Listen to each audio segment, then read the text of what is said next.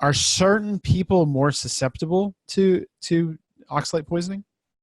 Yeah, because first of all, the exposure through diet is your biggest risk factor. If you eat a lot of it routinely, eventually all the other risk factors will get worse. So the risk factors include your digestive surface. Is there inflammation there? If you've got leaky gut, inflammation, other aberrations in the gut integrity, then the amount that can get into your bloodstream goes way up.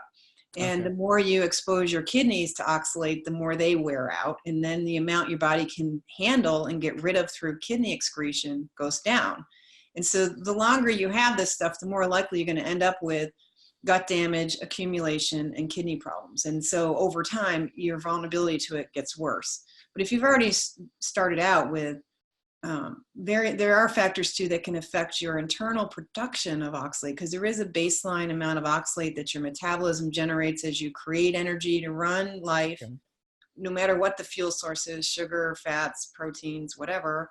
There is some byproducts there that produce oxalate, and a high sugar diet is going to produce even more internally. So there's that load as well. But if you're taking a lot of drugs, antibiotics are changing the microbiome. That's a huge risk factor for oxalate problems. Other drugs affect the gut lining, like NSAIDs are a big one that affects the gut lining and kidney health.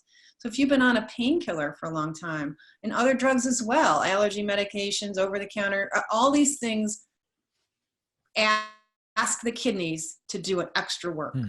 And your liver too. So you're taxing your systems of detox and excretion with drug exposures, high sugar diet, and then of course other toxins as well that stress the liver and the kidneys. They just include environmental pollutions and consumer products, and Teflon and solvents and nail polish and nail polish remover and cleaners and you name it, pesticide. There's plenty of ways to overburden your kidneys and your liver and your gut. All those things are hard on the gut, including glyphosate, and you're eating that too. I mean, a lot of these pollutants come along with our diet. A lot of people aren't that particular about what they eat as long as it's cheap.